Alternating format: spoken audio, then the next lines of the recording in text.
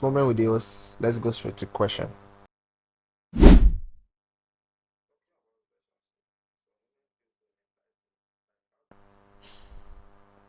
Relationship again. But when it comes to um, relationships where partners are complaining of um, the significant other not being able to reciprocate, I think there are some factors we need to also look at. Why are you having your money and doing, and your woman or your man, why you having your money and your man or your woman does not have money? You have just gone to cut your coat according to your size. I think you shouldn't complain about entitlement here, because maybe the money didn't dey in the other side. So, but if it gets to a point where both parties have the money, but one party can't do things, I feel you're already lacking one love language. So just leave the relationship, or teach the person the act of giving. But there's no entitlement in this story I'm hearing, Sha. Next question. Productivity relapse. At first, I had to go and check the dictionary for productivity relapse. But I got to find out that um what you're trying to say here is things that kind of overwhelm you in offering or giving your all to attaining productivity. So now there are things that have worked for me. If you watched the previous episode, we talked about the procrastination paradox, and it's on YouTube.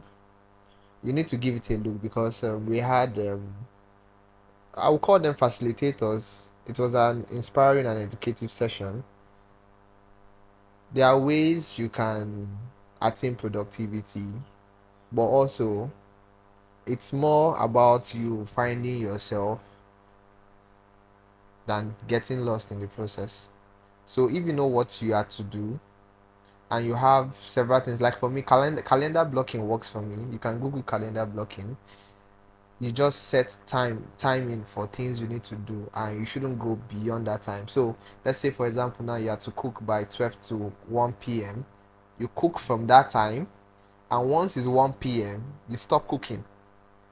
So it applies to work. If you are supposed to maybe write an article, and you dedicate 1 hour for it, and maybe from 1 p.m. to 2 p.m. you are doing another thing. Once 1 p.m.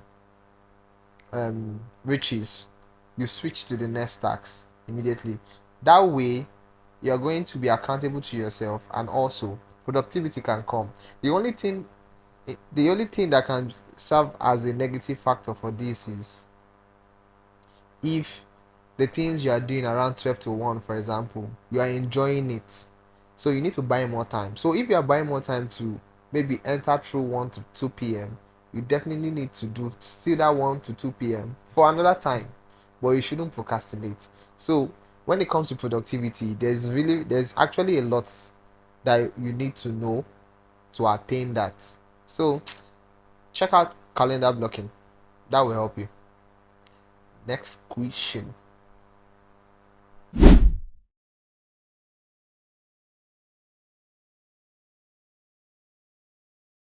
How does one handle the hustle life with work when it is not a high pay? That is where doing things at your own reach comes in. I feel you can't be earning 100,000 naira and you want to live the lifestyle of 400,000. You need to live below your means. So there's one of my friend, Savior. He always says it.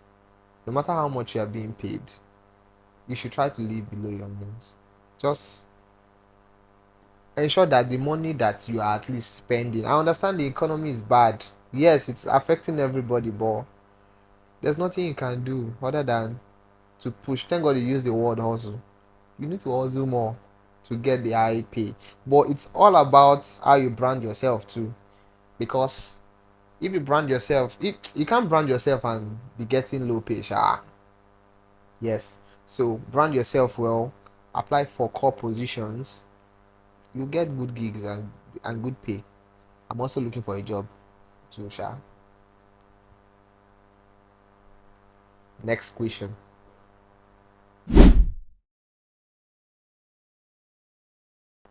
As a guy, how does one handle rejection? Rejection on what exactly? If it's relationship, I think as a man, once you're being rejected, just take it as a loss. Because even in life, you either succeed or you fail at something. But you shouldn't see that as a point of you giving up. You get. If it's relationship, don't give up on love. Other people will also like you. Other people will love what you who you are and what you do. You get.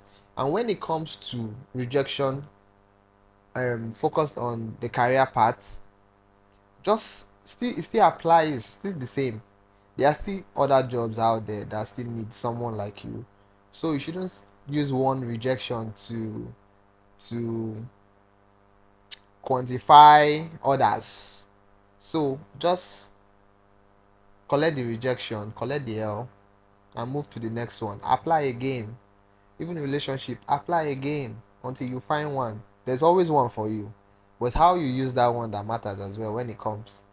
Are you going to waste the opportunity, or are you going to give room to growing that opportunity being given to you? So anything that works for you. Next question.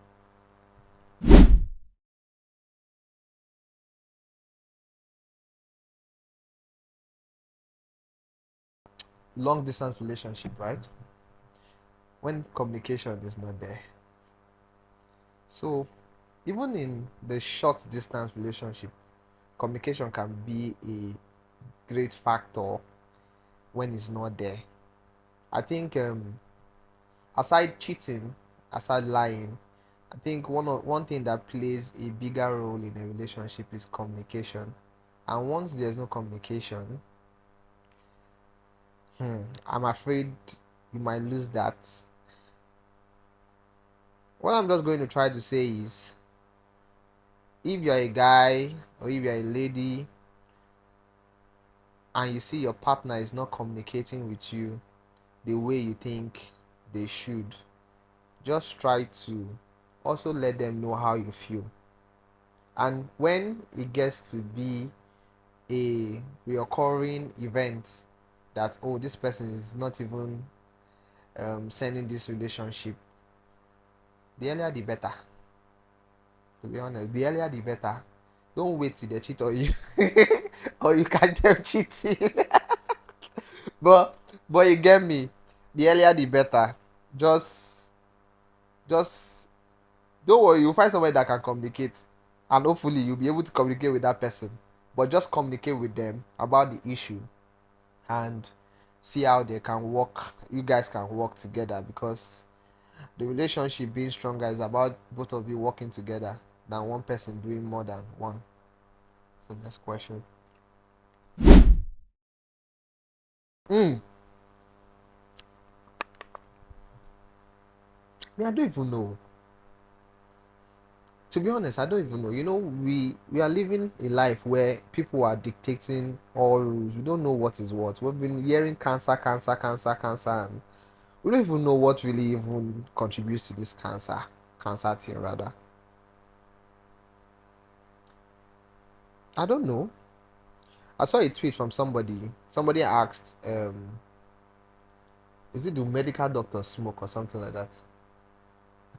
I don't know if I'm mistaken. We're going to put up the tweets on the screen. So, but a doctor said something. A doctor said, for we medical doctors, if I can remember what he said, say for we medical doctors, we cannot see the causes of cancer and still indulge in that act. Something related to that. So that one is just to tell you that it is bad.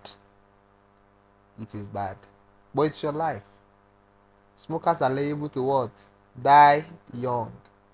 But it's your life. If you want to smoke, if you want to do anything, you can do it. It's at your own peril. But just know what is bad is bad. If you asking the question makes you feel like it's bad, then it's bad. What's not bad to you is not bad. What's good to you is good. So that's it. Is that the last question? That's our last question. So please, I appreciate everybody that dropped the question, and if you come across our posts on Twitter, on YouTube, on Spotify, help us like, share, comment. If you don't want to watch it, you can send to your friends. It's the Waiting I Don't See podcast. We are bringing relatable contents to everybody, and we are trying to give our best to you guys. We are trying to put out quality, and we are trying to also listen to you guys because we are building a community, and the community is you and me. So it's the Waiting I Don't See podcast. To the next episode. Bye.